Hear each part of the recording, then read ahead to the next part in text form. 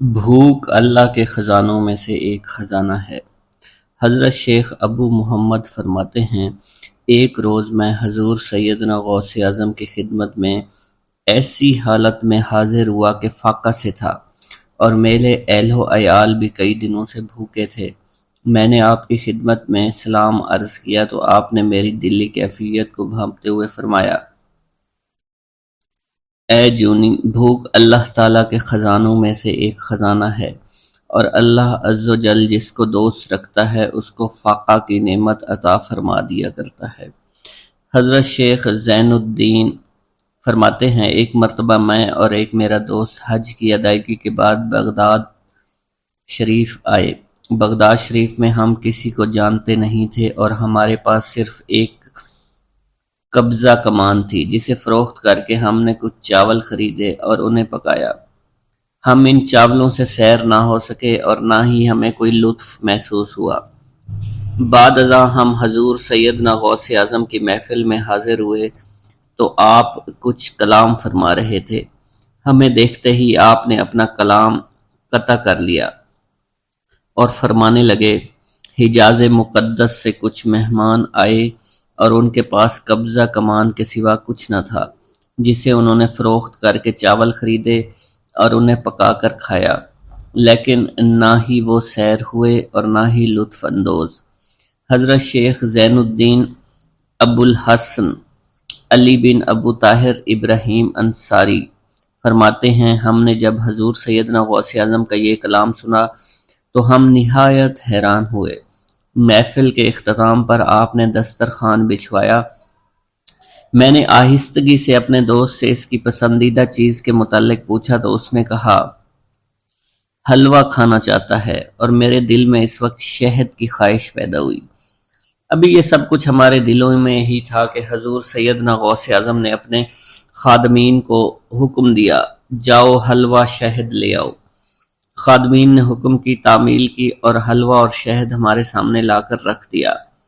آپ کا اس طرح ہمارے دلوں کی بات پر مطلع ہونے سے ہم حیران رہ گئے۔ حضرت ابو حفص عمر بن صالح بغدادی ایک مرتبہ اپنی اونٹنی کو ہانکتے ہوئے حضور سیدنا غوث اعظم کی خدمت میں حاضر ہوئے۔ عرض کرنے لگے، حضور، میں حج کے لیے بیت اللہ شریف جانا چاہتا ہوں، مگر میری یہ اونٹنی میرا ساتھ دینے کے قابل نہیں ہے، اور فی الحال میرے پاس کوئی دوسری سواری بھی نہیں ہے۔ آپ نے اس اونٹنی کی پشت پر ہاتھ پھیرا۔ اس کے بعد حضرت ابو حفص عمر بن صالح بغدادی نے اس اونٹنی کو ایڑی لگائی تو وہ اونٹنی بیت اللہ شریف تک بھاگتی ہی چلی گئی اور کوئی دوسری سواری اس کے قریب نہیں پہنچ سکی۔ حضرت ابو حامد فرماتے ہیں، میں ایک مرتبہ بغداد شریف میں حضور سیدنا غوث اعظم کی خدمت میں حاضر ہوا اور اپنا مصلی آپ کے نزدیک بچھا کر بیٹھ گیا۔ آپ نے مجھ سے فرمایا، اے حامد، تم عنقریب بادشاہوں کے دسترخوان پر بیٹھو گے۔ چنانچہ جب میں حران واپس پہنچا تو سلطان نور الدین زنگی نے مجھے اپنے پاس رہنے پر مجبور کر دیا اور مجھے اپنا مصاحب خاص مقرر کر دیا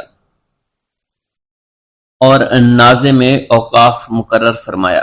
حضرت شیخ ابو المظفر اسماعیل سے منقول ہے کہ ایک مرتبہ حضرت شیخ الہیتی بیمار ہو گئے۔ حضور سیدنا غوث اعظم ان کی عیادت کے لیے تشریف لائے۔ آپ نے ان کے نزدیک کھجور کے 2 درخت دیکھے جو 4 سال سے خشک تھے اور ان پر پھل نہیں آتا تھا۔ آپ نے ان درختوں کے نیچے بیٹھ کر وضو کیا اور 2 رکعت نماز ادا فرمائی۔ کچھ دن گزرنے کے بعد ان درختوں پر پھل لگ گئے اور وہ دوبارہ سے سرسبز و شاداب ہو گئے۔ جھولی کو میری بھر دو ورنہ کہے گی دنیا، ایسے سخی کا منگتا پھرتا ہے مارا مارا۔ مولانا عبد الرحمن جامی فرماتے ہیں، حضور سیدنا غوث اعظم کا ایک مرید آپ کے ہمراہ مسجد کی جانب جا رہا تھا۔ جمعہ کا دن تھا۔ اس دن کسی بھی شخص نے آپ کو دیکھ کر نہ سلام کیا، نہ ہی کچھ توجہ فرمائی۔ اس مرید کے دل میں خیال آیا کہ پہلے تو آپ جمعہ کی نماز کی ادائیگی کے لیے بڑی مشکل سے لوگوں کے ہجوم میں سے ہوتے ہوئے مسجد کی جانب تشریف لے جایا کرتے تھے، اور آج کوئی شخص بھی آپ کو سلام نہیں کر رہا ہے اور نہ آپ کے نزدیک آ رہا ہے۔ مولانا عبد الرحمن جامی فرماتے ہیں، ابھی یہ خیال اس مرید کے دل میں ہی تھا کہ حضور سیدنا غوث اعظم نے مسکرا کر اس مرید کو دیکھا، پھر لوگوں کا ایک جمع غفیر اکٹھا ہو گیا اور ہر کوئی آپ سے سلام کرنے کا خواہش مند تھا، یہاں تک کہ اس مرید اور آپ کے درمیان ہجوم حائل ہو گیا۔ اس مرید کے دل میں یہ خیال آیا کہ یہ پہلا حال اچھا تھا جب میں اور آپ تنہا تھے۔ مولانا عبد الرحمن جامی فرماتے ہیں، حضور سیدنا غوث اعظم شیخ عبد القادر جیلانی نے ایک مرتبہ پھر اس مرید کی دلی کیفیت کو بھانپتے ہوئے فرمایا، تمہیں معلوم نہیں لوگوں کے دل میری مٹھی میں ہیں، میں انہیں چاہوں تو پھیر دوں، چاہوں تو اپنی جانب متوجہ کر لوں۔ ایک مرتبہ ایک عورت حضور سیدنا غوث اعظم کی خدمت میں بیٹے کو لے کر حاضر ہوئی، عرض کیا میرے اس بیٹے کو آپ سے دلی لگاؤ ہے، آپ اسے اپنی غلامی میں قبول فرما لیں، میں اللہ عز و جل اور آپ کی خاطر اپنے بیٹے پر اپنے حق کو معاف کرتی ہوں۔ آپ نے اس لڑکے کو قبول فرما لیا۔ چند روز بعد وہ عورت اپنے بیٹے سے ملنے کے لیے آئی تو وہ لڑکا آپ کے حکم سے مجاہدات میں مشغول تھا اور بے حد کمزور اور لاغر ہو چکا تھا۔ اس عورت نے جب آپ کو دیکھا تو آپ اس وقت مرغی کا گوشت کھا رہے تھے، آپ کے سامنے ہڈیاں پڑی ہوئی تھی۔ اس عورت نے آپ سے کہا کہ آپ خود تو مرغی کھاتے ہیں جبکہ میرا بیٹا سخت مجاہدات میں مشغول ہے۔ آپ نے اس عورت کی بات سننے کے بعد ہڈیوں کی جانب اشارہ کیا اور حکم دیا، اللہ عز و جل کے حکم سے زندہ ہو جاؤ۔ آپ کا یہ فرمانا تھا کہ ان ہڈیوں سے ایک سالم مرغی زندہ کھڑی ہو گئی۔ آپ نے فرمایا کہ جب تیرا بیٹا اس منزل پر پہنچ جائے گا تو پھر جو چاہے گا کھائے گا۔ منقول ہے ایک مرتبہ حضور سیدنا غوث اعظم کو اللہ عز و جل کی جانب سے حکم ہوا کہ 700 مردوں اور 700 عورتوں کو واصل باللہ کریں۔ آپ نے اللہ کے اس فرمان کے مطابق مجمع عام میں نظر دوڑائی تو مجمع میں سے 700 مرد اور 700 عورتیں علیحدہ ہو گئیں۔ آپ نے ان پر نگاہ ولایت ڈالی تو وہ سب واصل اللہ ہو گئے۔ حضور سیدنا غوث اعظم مدینہ منورہ میں حضور نبی کریم کے روضہ مبارک پر حاضری دینے کے بعد باپیادہ بغداد شریف واپس تشریف لا رہے تھے۔ راستے میں ایک چور جو کہ ناکہ لگا کر کسی مسافر کا انتظار کر رہا تھا، اس نے آپ کو قریب آنے پر روک لیا۔ آپ نے اس چور سے دریافت کیا تم کون ہو؟ اس نے کہا دیہاتی ہوں۔ آپ کو بذریعہ کشف اس کی بدنیتی کی خبر ہو چکی تھی۔ اسی دوران اس چور کے دل میں خیال پیدا ہوا کہ یہ غوث اعظم ہوں گے۔ آپ نے اس کے دل کی بات کو بھانپتے ہوئے فرمایا کہ میں عبد القادر ہوں۔ چور نے جب آپ کی بات سنی فوراً قدموں میں گر پڑا اور معافی کا خواستگار ہوا۔ آپ کو اس کی حالت پر ترس آ گیا۔ آپ نے اللہ عز و جل کے حضور اس کے لیے دعا فرمائی تو ندائے غیبی سنائی دی، اے غوث اس چور کو سیدھے راستہ دکھاتے ہوئے کتب بنا دو۔ آپ نے اس چور کی جانب نگاہ دوڑائی تو آپ کے فیض روحانی سے کتب کے درجے پر وہ فائز ہو گیا۔ حضرت شیخ ابو عباس خضر بن عبداللہ بن یحییٰ حسینی فرماتے ہیں، ایک مرتبہ میں نے خلیفہ ابو المظفر یوسف عباسی کو حضور سیدنا غوث اعظم شیخ عبد القادر جیلانی کی خدمت میں موجود پایا۔ اس نے آپ سے کسی کرامت کو دیکھنے کی درخواست کی اور کہا کہ اس سے میرا دل مطمئن ہو جائے گا۔ حضور سیدنا غوث اعظم حضرت سیدنا شیخ عبد القادر جیلانی نے خلیفہ سے پوچھا کہ تو کیا چاہتا ہے؟ اس نے کہا کہ ایک سیب، اور اس وقت عراق میں سیبوں کا موسم نہ تھا۔ آپ نے اپنے دستے مبارک فضا میں بلند کیا اور دیکھتے ہی دیکھتے آپ کے ہاتھ میں 2 سیب آ گئے۔ آپ نے ایک سیب ابو المظفر کو دیا اور دوسرا خود رکھ لیا۔ ابو المظفر نے جب اپنا سیب چیرا تو اس میں سے کیڑا نکل آیا۔ اس نے جب اپنا سیب چیرا تو یہ اندر سے سفید تھا، اس میں سے کستوری کی خوشبو آ رہی تھی۔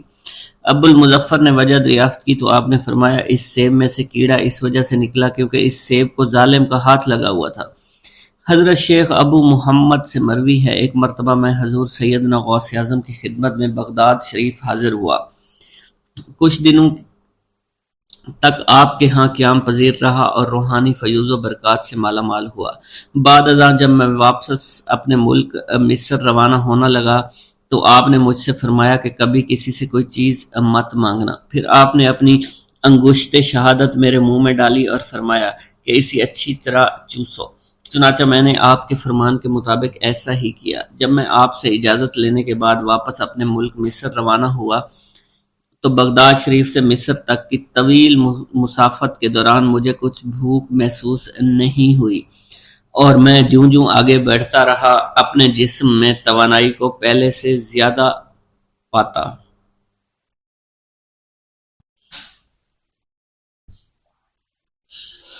پیر دستگیر حضور غوث اعظم شیخ عبد القادر جیلانی رحمۃ اللہ علیہ نے اپنی زندگی کا ایک لمبا عرصہ مجاہدات میں گزارا۔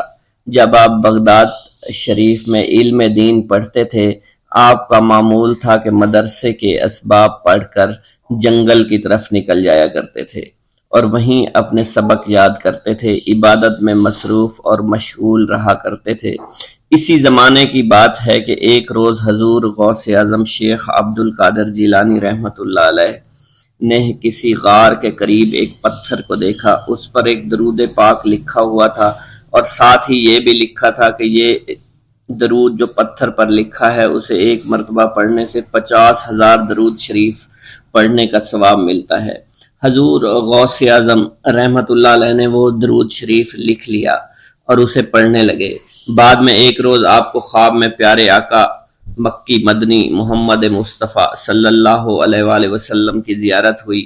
آپ نے آخری نبی رسول ہاشمی صلی اللہ علیہ وسلم سے اس درود شریف کے متعلق پوچھا کہ کیا یہ وہی درود شریف ہے جس کے پڑھنے سے 50,000 درود شریف پڑھنے کا ثواب ملتا ہے؟ سرکار عالی وقار مکی مدنی تاجدار مدینہ صلی اللہ علیہ وآلہ وسلم نے فرمایا، اس درود شریف کے پڑھنے سے 50,000 کا نہیں بلکہ 70,000 درود شریف کا ثواب ملتا ہے۔ سبحان اللہ۔ اللہ پاک کے اپنے محبوب کی امت پر کرم نوازیاں دیکھی کہ جو بندہ ایک بار درود شریف پڑھے، روایت کے مطابق اسے 10 نیکیاں ملتی ہیں، 10 گناہ معاف ہوتے ہیں اور 10 درجات ہی بلند کیے جاتے ہیں۔ یہی کرم نوازی کتنی عظیم ہے کہ ایک مرتبہ درود شریف پڑھنے سے اتنا ثواب ملے۔ اس پر مزید کرم بالائے کرم کہ ایسے درود شریف بھی ہیں جنہیں صرف ایک مرتبہ پڑھنے سے صرف ایک درود شریف کا ثواب نہیں بلکہ کئی ہزار درود شریف کا ثواب ملتا ہے۔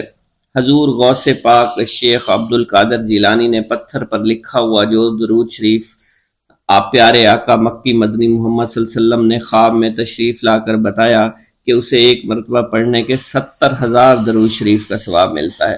سبحان اللہ، کاش ہم ان کرم نوازیوں کی قدر کو جان پائیں۔ ہمارے پیر غوث پاک رحمت اللہ علیہ فرماتے ہیں، اے محمد، اللہ پاک کا شکر ادا کیا کرو، پہلی امتیں جتنا عمل کرتی تھی اللہ پاک ان کی نسبت تم سے تھوڑے عمل پر ہی راضی ہو جاتا ہے۔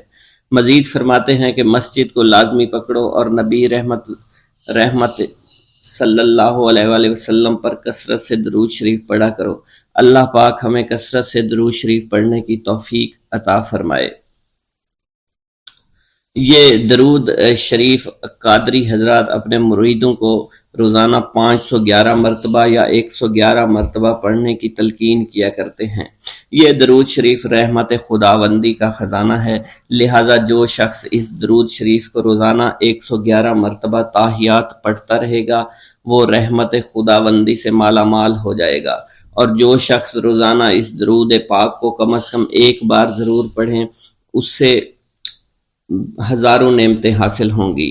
نمبر 1، رزق میں برکت ہوگی، تمام کام آسمان سے ہو جائیں گے، رضا کے وقت کلمہ نصیب ہوگا،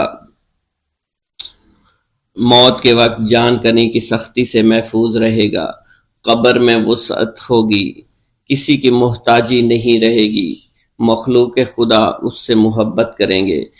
ناظرین کرام، اس سے معلوم ہوا کہ اس درود پاک اور اس سے برکت حاصل کرنے کے لیے اسے روزانہ ہمیں پڑھنا چاہیے۔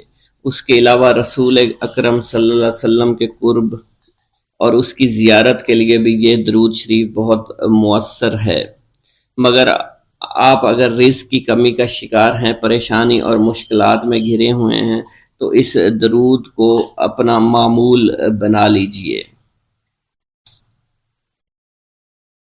تمام بھائی جو حضور غوث پاک سے عشق و محبت کرتے ہیں، حضور غوث پاک کو مانتے ہیں وہ کمنٹ باکس میں یا غوث اعظم لکھ دیجئے۔ اللہ ہمارے رزق، مال و جان اور عزت میں برکت عطا فرمائے اور ہماری مغفرت عطا فرمائے۔ بسم اللہ الرحمن الرحیم۔ ناظرین گرامی، روایت میں آتا ہے کہ قطب الاقطاب حضرت شیخ عبد القادر جیلانی الحسنی والحسینی الجیلانی، حضرت غوث اعظم شیخ عبد القادر جیلانی رحمۃ اللہ علیہ جب نماز ادا کرتے تو بہت زار و قطار رویا کرتے، یعنی گریہ زاری کیا کرتے تھے۔ روتے روتے آپ کی ہچکی بن جایا کرتی تھی۔ جب آپ رحمت اللہ علیہ مسجد میں اپنے مریدین اور شاگردوں کے ساتھ با جماعت نماز پڑھتے، اللہ پاک کی محبت اور عشق میں اتنے ڈوب کر عبادت کرتے کہ ان کے شاگرد آپ کی رقت آمیزی کو دیکھ کر، یعنی رونے کے انداز کو دیکھتے اور کہتے اگر اصل نماز دیکھنی ہے تو غوث پاک کی نماز کو دیکھا جائے۔ تو ایک بار کا ذکر ہے کہ آپ رحمت اللہ علیہ عراق کی مسجد میں سے با جماعت نماز پڑھ کر باہر نکلے۔ آپ کے مریدین بھی آپ کے ساتھ تھے۔ آپ نے دیکھا کہ اسی محلے میں کچھ بچے اخروٹ کے ساتھ کھیل رہے ہیں۔ آپ بچوں سے بہت پیار کیا کرتے تھے، گویا کہ خود بچپن میں کبھی بچوں کی طرح کھیل کود نہیں کر سکے، لیکن بچوں کو دیکھ کر آپ مسکراتے تھے۔ آپ آگے بڑھنے لگے اور مریدین کی بڑی جماعت بھی آپ کے ساتھ تھی۔ ابھی آپ زیادہ دور نہیں گئے تھے کہ ان بچوں نے ایک دوسرے کے کان میں کچھ بولنا شروع کر دیا اور اشارے میں باتیں کرنے لگے کہ کیا خیال ہے کہ جو بابا جی سب سے نمایاں ہیں، نورانی چمکتے ہوئے چہرے والے ہیں، سب سے آگے چل رہے ہیں، ان کو بولا جائے جو فرمائش ہمیں کرنی ہے ان سے کر دیں، کیا یہ ہمیں ڈانٹیں گے تو نہیں؟ تو کچھ سمجھدار بچے ہم زبان ہوئے اور کہا نہیں نہیں، یہ جو بابا ہے نا بہت اچھے ہیں، ان سے جو کچھ کہو گے انہوں نے وہ ہماری بات پوری کرنی ہے، ہم ان سے ایک میٹھی اور لذیذ چیز آج منگواتے ہیں۔ تو ان میں سے ایک بچہ جو سب سے بڑا تھا پاس آیا اور کہا بابا میری بات سنیں۔ آپ نے بہت پیار اور شفقت سے اس کے سر پر ہاتھ رکھا اور کہا بیٹا کہو۔ اس نے کہا کہ میرا دل کر رہا ہے کہ میں آپ سے کچھ مانگوں۔ آپ نے فرمایا کہ کہو بیٹا کیا چاہتے ہو؟ وہ کہنے لگا کہ مجھے آپ اس فلاں جلیبی والے سے جلیبی لا کر دے سکتے ہیں، میرا کھانے کا بہت دل کر رہا ہے۔ میں چلا جاتا لیکن بابا میری باری آنے والی ہے، جب تک میں جلیبی لے کر وہاں آؤں گا میری باری چلی جائے گی۔ آپ رحمت اللہ علیہ کے وہاں کے مشہور بزرگ بڑے سردار لوگ ہیں، آپ کے خادمین آپ کے نوکر بننے کے لیے جان کی بازی لگانے کو تیار رہتے ہیں۔ ادھر وہ بچے آپ کے رتبے کو بھی دیکھ رہے تھے اور یہ بھی دیکھ رہے تھے کہ آپ کون سی شخصیت ہے، لیکن پھر بھی اتنے سارے لوگوں کو چھوڑ کر آپ سے وہ بچہ کہتا ہے کہ بابا مجھے جلیبی لا کر دے دیں۔ بابا جی نے کہا کہ ٹھیک ہے میں لا کر دے دیتا ہوں۔ آپ کا ایک مرید آپ کے پاس آیا اور کہا حضرت آپ کیوں اس بات پر توجہ دے رہے ہیں، آپ اس بچے کی فرمائش پر جلیبی لا رہے ہیں؟ حضرت آپ پر میری جان قربان ہو، میں اس بچے کو جلیبی لا کر دے دیتا ہوں۔ آپ رحمت اللہ علیہ نے اسے اپنے ہاتھ کے اشارے سے منع فرمایا اور کہا اس نے مجھ سے کہا ہے نا تو میں ہی اس کی خواہش کو پورا کروں گا۔ پھر آپ رحمت اللہ علیہ اس جلیبی والے کے پاس تشریف لے گئے اور جلیبی والا کچھ دیر پہلے اداس بیٹھا ہوا تھا۔ آپ رحمت اللہ علیہ اس کی دکان میں تشریف لے گئے تو وہ خوشی خوشی سے جھومنے لگا۔ آپ رحمت اللہ علیہ نے اس جلیبی والے سے جلیبی لی، اس نے خوشی خوشی آپ رحمت اللہ علیہ کے ہاتھوں میں جلیبی تھما دی۔ وہ آدمی لگ بھگ 70 سال کا تھا، اس بڑھاپے میں بھی وہ کام کرنے پر مجبور تھا۔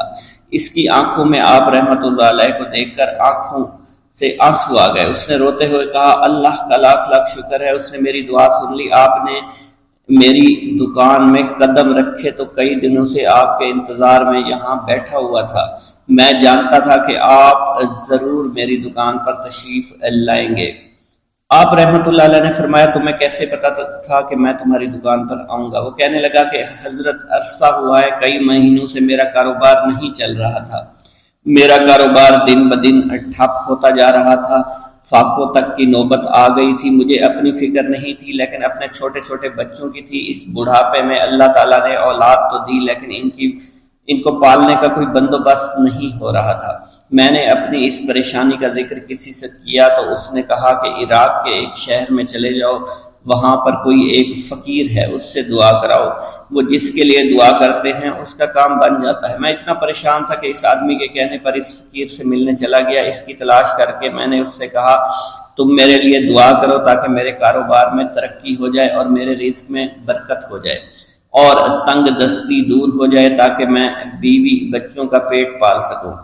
فقیر مجھے دیکھ کر کہنے لگا کہ تم پیران پیر غوث اعظم دستگیر رحمت اللہ علیہ کو نہیں جانتے؟ میں نے کہا میں نہیں جانتا۔ وہ کہنے لگا حیرت ہے کہ تمہیں یہ پتہ نہیں کہ تم ان کو جانتے ہی نہیں کہ ولیوں کے سردار ہیں۔ میں تو بہت چھوٹا سا فقیر ہوں، میری دعاؤں میں اتنا اثر نہیں کہ وہ غوث اعظم رحمت اللہ علیہ ہیں، جس کے لیے بھی دعا کریں اس کا بیڑا پار ہو جایا کرتا ہے، اور جب اس دور میں غوث پاک رحمت اللہ علیہ خود موجود ہے تو پھر ہمارا کیا مقام ہوگا ان کی دعا کے آگے؟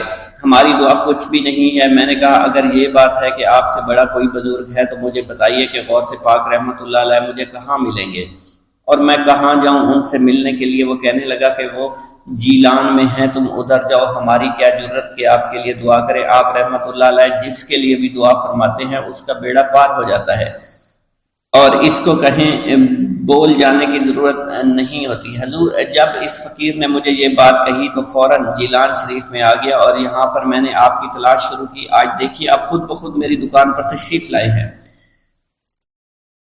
اب دیکھیے کہ آپ کے آنے سے کیسا نور میری دکان میں آ گیا ہے۔ حضور میرے حق میں دعا فرما دیجئے، اللہ پاک میری زندگی کو آسانیاں عطا فرمائے، مجھے اپنی بیوی اور بچوں کی بہت فکر ہے۔ آپ رحمت اللہ علیہ نے فرمایا پریشان ہونے کی ضرورت نہیں، اللہ تعالیٰ سب معاملات ٹھیک فرما دے گا۔ یہ کہہ کر آپ تشریف لے گئے، اس بچے کے پاس آئے اور اس کے ہاتھ میں جلیبی تھما دی۔ ابھی وہاں سے جانے والے تھے، دوسرا بچہ آیا، اس نے کہا کہ بابا آپ نے اسے تو جلیبی لا کر دی ہے، مجھے بھی لا کر دیں۔ آپ نے اس سے بھی تسلی دی اور کہا میں تمہیں بھی جلیبی لا کر دے دیتا ہوں بیٹا۔ یہ دیکھ کر مریدین بہت غصہ ہونے لگے اور کہا کہ حضور ہم اس بچے کو جلیبی لا کر دے دیتے ہیں، آپ کیوں زحمت کرتے ہیں؟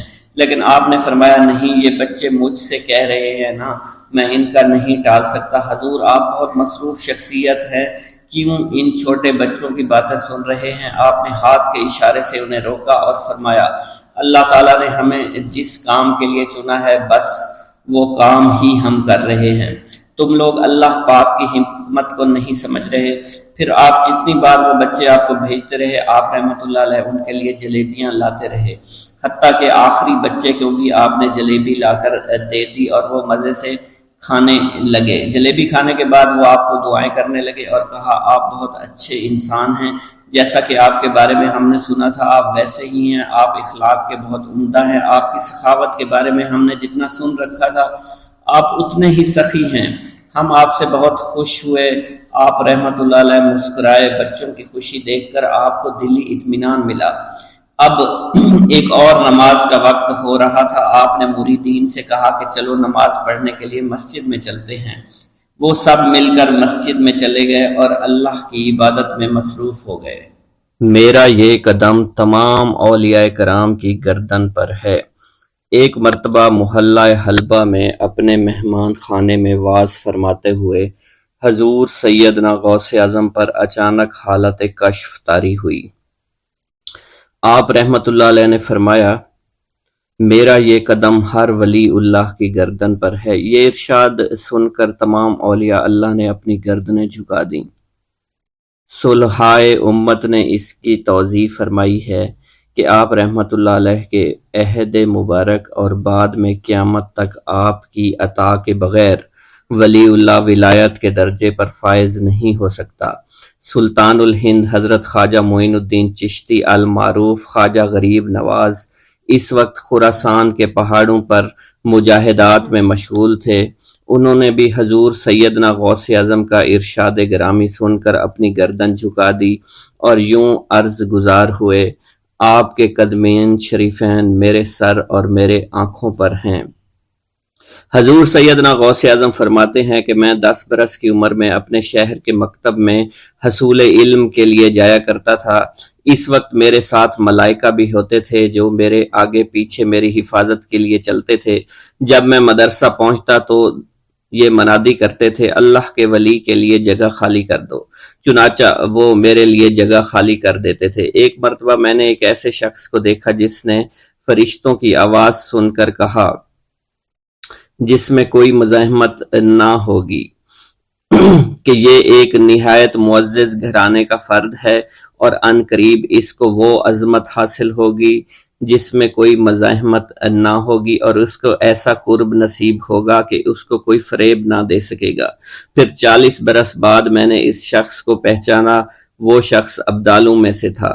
حضرت شیخ ابو سعود احمد بن بکر حریمی سے مروی ہے کہ حضور سیدنا غوث اعظم نے فرمایا کہ میں 55 سال تک تنہا عراق کے بیابانوں میں پھرتا رہا۔ میں لوگوں کو نہ جانتا، لوگ مجھے نہ جانتے۔ اسی دوران میرے پاس رجال الغیب اور جنات تشریف لاتے، جنہیں میں طریقت اور اصول کی تعلیم دیتا تھا۔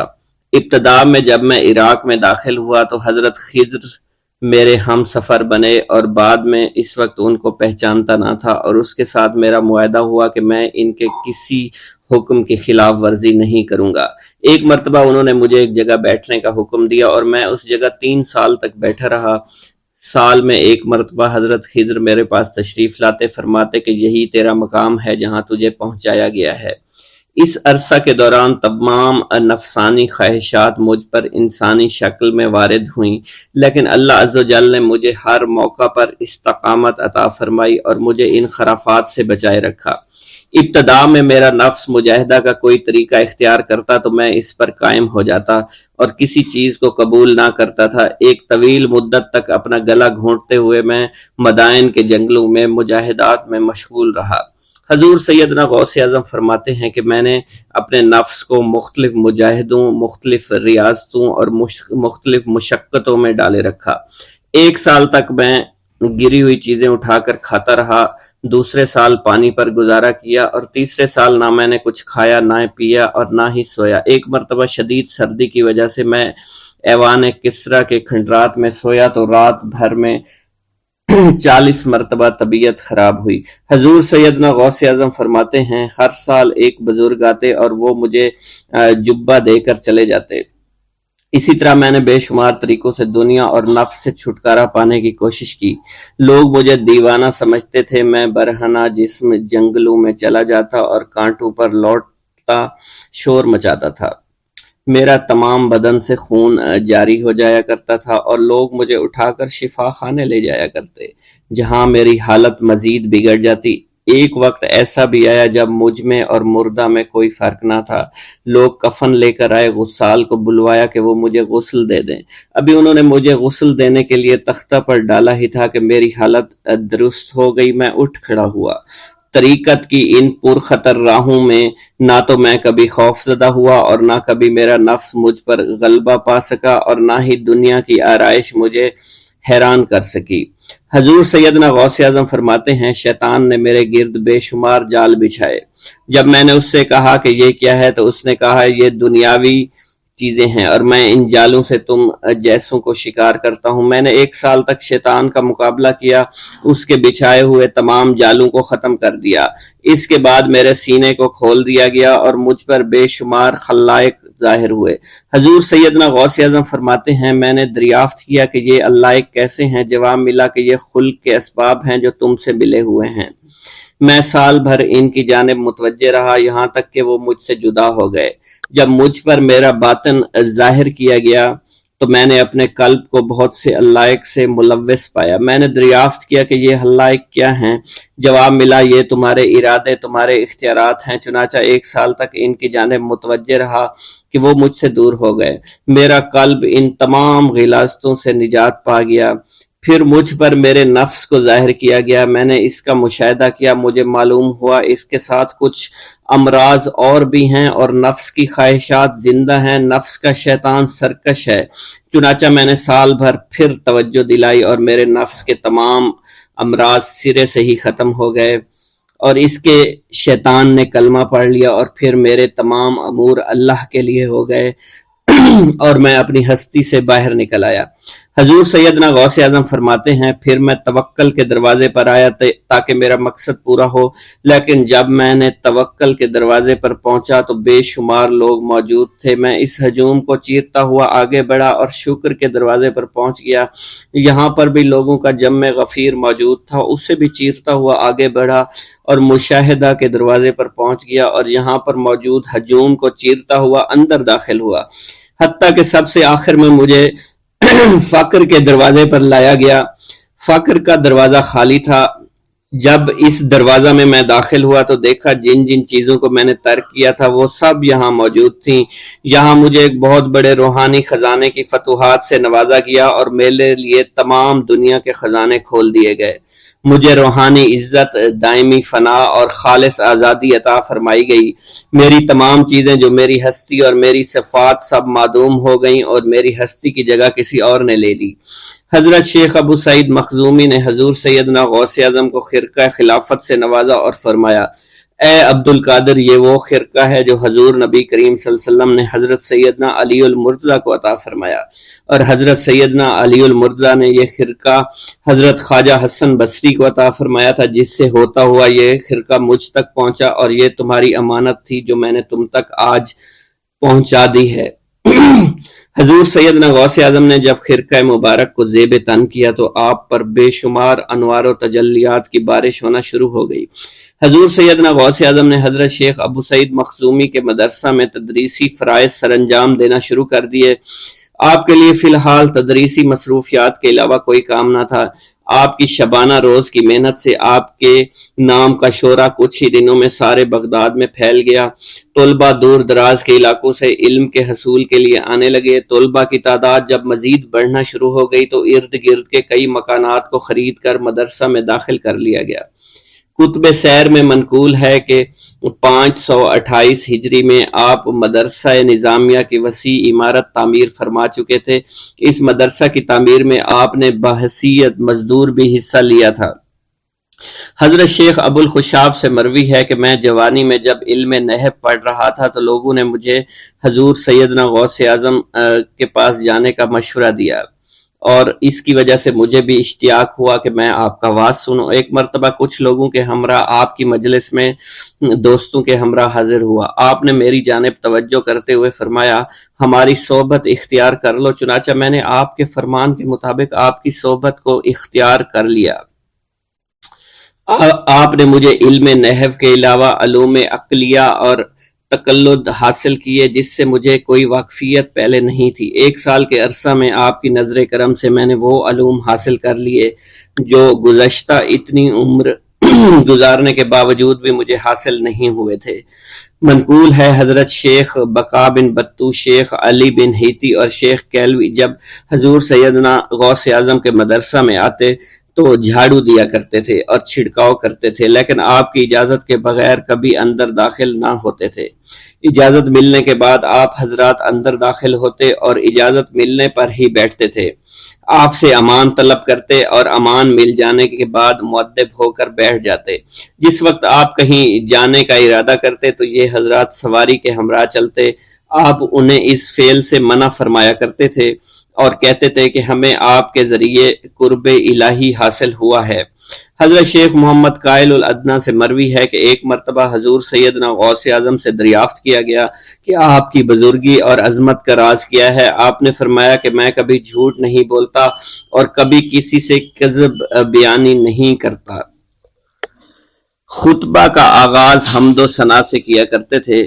حضور سیدنا غوث اعظم کے صاحبزادے حضرت شیخ سید عبد الرحمن فرماتے ہیں کہ والد بزرگوار اپنے واز کے دوران الحمدللہ رب العالمین کہہ کر خاموش ہو جاتے اور دوبارہ کہہ کر سکوت فرماتے تھے، اور تیسری مرتبہ کہنے کے بعد کچھ دیر توقف فرماتے، اور آپ کی محفل میں تمام اولیاء حاضر و ناظر اور خاموش ہو جایا کرتے تھے۔ پھر آپ کی محفل میں اولیاء ملائکہ ایک کثیر تعداد میں آ جاتے جو محفل کے بعد نظر نہیں آیا کرتے تھے۔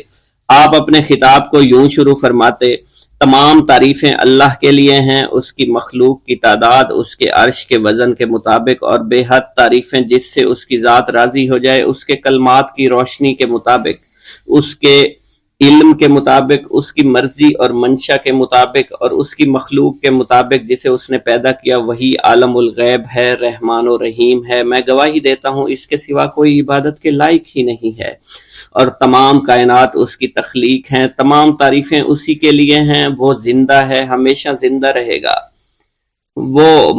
اسے موت نہیں آتی بلکہ وہ مارتا ہے۔ تمام بھلائیاں اسی کے لیے ہیں، اور واحد ہے، یکتا ہے، کوئی شریک نہیں ہے، کوئی وزیر نہیں ہے۔ اس نے نہ کسی کو جنا ہے اور نہ ہی اسے کسی نے جنا ہے، وہ بلند و بالا ہے، اس جیسا کوئی نہیں۔ میں اس کی گواہی دیتا ہوں، حضور نبی کریم صلی اللہ علیہ وآلہ وسلم اللہ کے رسول، اللہ کے پیغمبر ہیں، وہ تمام مخلوقات سے افضل ہیں۔ اللہ عز و جل نے ان کی ہدایت دے کر ان کو بھیجا تاکہ وہ دین اسلام کو تمام ادیان پر بلند کریں، خواہ مشرکین اس کو برا سمجھیں۔ اللہ راضی ہو خلیفہ اول حضرت سیدنا ابو بکر صدیق سے، جن کی تائید حق کے ساتھ تھی، جن کو حضور نبی کریم نے عقیق کا لقب دیا، جو پاک تھے، پاکیزہ نسل سے تعلق رکھتے تھے، جنہوں نے ہر موقع پر حضور نبی کریم صلی اللہ علیہ وسلم کی حمایت کی اور ان کی تصدیق فرمائی، اور اب بھی نبی کریم کے ہمراہ ابدی آرام فرما رہے ہیں۔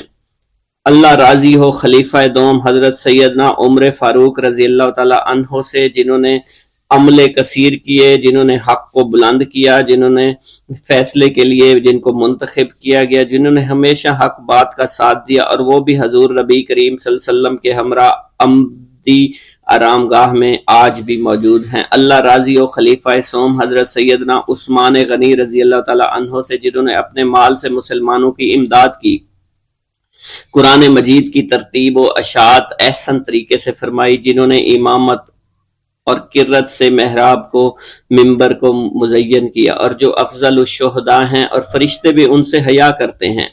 اللہ راضی ہو خلیفہ چہارم حضرت سیدنا علی المرتضیٰ سے، جو شجاعت و جواں مردی میں بے مثل ہیں، حضور نبی کریم صلی اللہ علیہ وسلم کے چچا زاد بھائی اور داماد ہیں۔ آپ دین اسلام کے امام و عالم ہیں، اور جن کے لیے حضور نبی کریم صلی اللہ علیہ وسلم نے فرمایا کہ میں تم پر فدا ہو جاؤں۔ اللہ راضی ہو حسنین کریمین حضرت سیدنا امام حسن امام حسین سے، جن کی نیکیاں تا حشر قائم رہنے والی ہیں اور جن کے مراتب بے مثل ہیں۔ اللہ نے ان کے قلوب کو نیکیوں کی جانب مائل کیا۔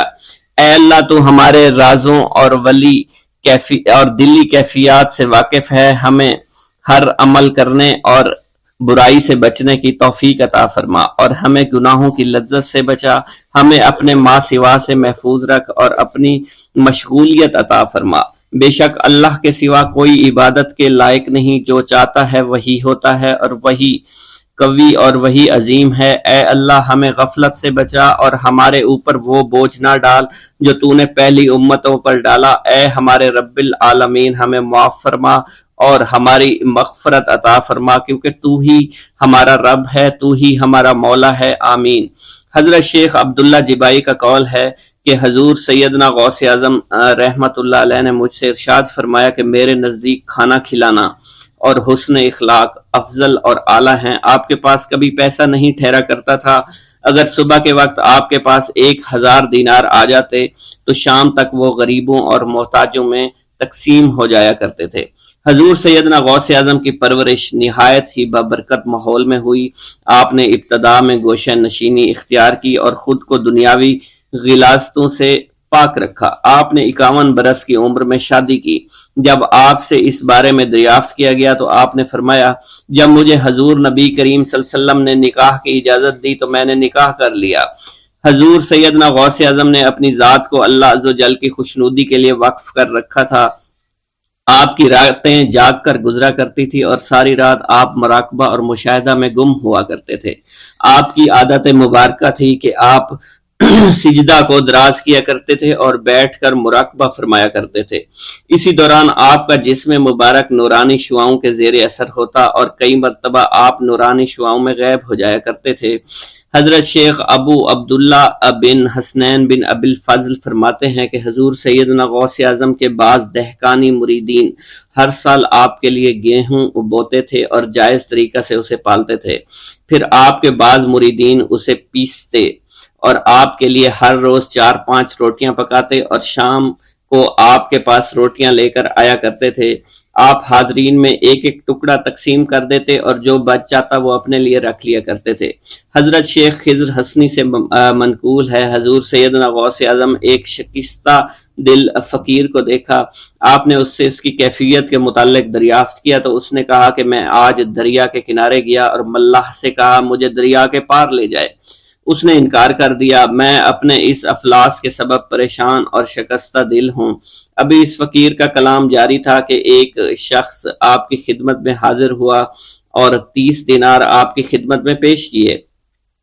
آپ نے وہ دینار اس فقیر کو دے دیے اور فرمایا کہ اس ملاح سے کہنا کہ کسی فقیر کا سوال رد نہ کیا کرے۔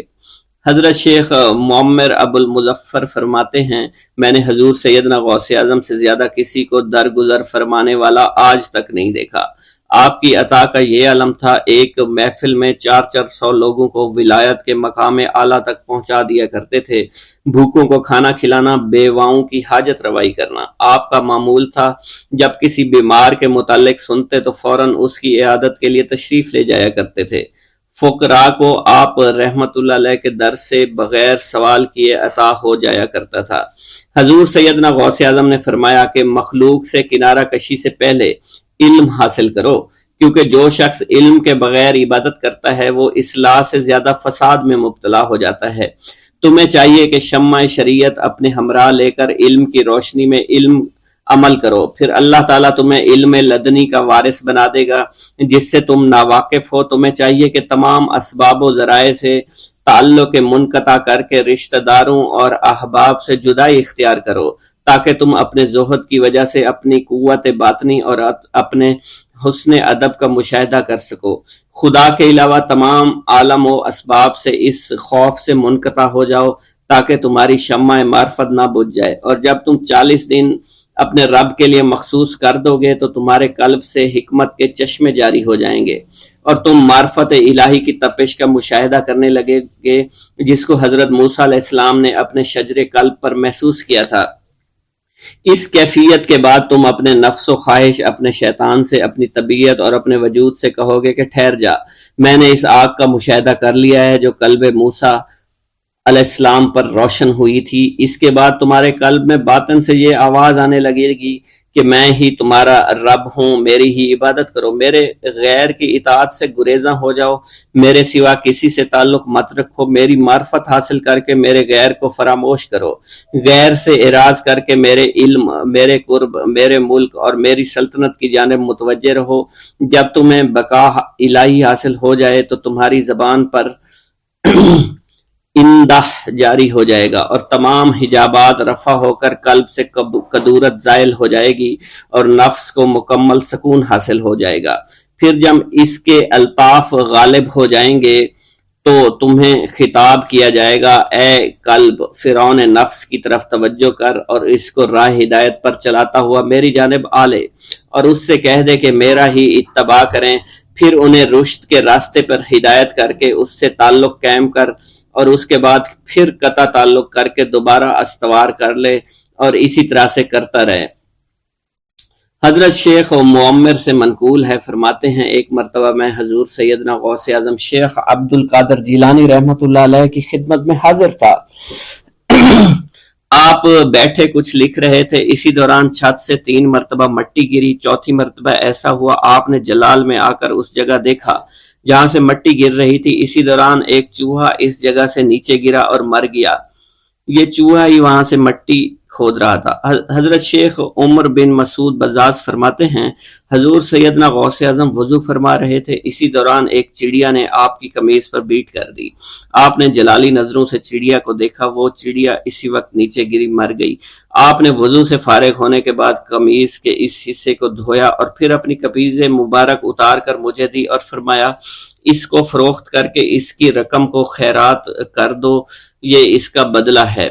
حضور سیدنا غوث اعظم کے زمانہ میں بہت ہی گناہگار شخص تھا، اس کے دل میں آپ سے بے پناہ محبت تھی۔ جب اس کے مرنے کے بعد دفن کیا گیا تو قبر میں منکر نکیر نے سوالات کیے تو اس نے سوال کے جواب میں عبد القادر جواب دیا۔ منکر نکیر نے اللہ کی بارگاہ میں اس کے جواب کو پیش کیا۔ حکم ہوا اگرچہ یہ بندہ فاسقوں میں سے ہے لیکن یہ میرے محبوب سید عبد القادر جو کہ صادقین میں سے ہیں ان سے محبت رکھتا ہے۔ بغداد کے محلہ باب العز کے قبرستان میں سے ایک قبر سے مردہ کے چیخنے کی آواز آنے لگی۔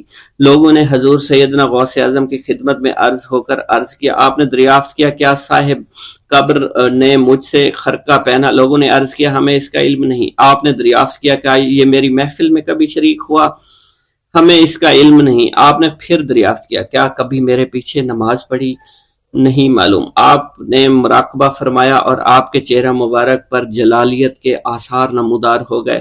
بعد ازاں آپ نے چہرہ مبارک پر وقار ظاہر ہوا اور آپ نے فرمایا کہ اس شخص نے میری زیارت کی، مجھ سے حسن ظن رکھا، اسی وجہ سے اللہ نے اس پر رحم فرما دیا ہے۔ چنانچہ اس کے بعد کبھی قبر سے آواز نہیں آئی۔ منقول ہے حضرت شیخ ابو الحسن علی بن وہب ازجی بیمار ہو گئے۔ حضور سیدنا غوث اعظم عیادت کے لیے تشریف لائے تو آپ نے وہاں ایک قمری اور ایک کبوتری کو دیکھا۔ حضرت شیخ ابو الحسن نے آپ سے عرض کی کہ یہ کبوتری 6 ماہ سے انڈے نہیں دے رہی اور قمری 9 مہینے سے بول نہیں رہی۔ آپ نے کبوتری سے فرمایا تو اپنے مالک کو فائدہ پہنچا اور قمری سے فرمایا تو اپنے خالق کی تسبیح کر۔ چنانچہ قمری نے اسی وقت کوکو کرنا شروع کر دیا، یہاں تک کہ بغداد کے لوگ اس کی آواز سننے کے لیے جوق در جوق جمع ہونا شروع ہو گئے اور کبوتری نے بھی انڈے دے دیے اور ان سے بچے نکلے۔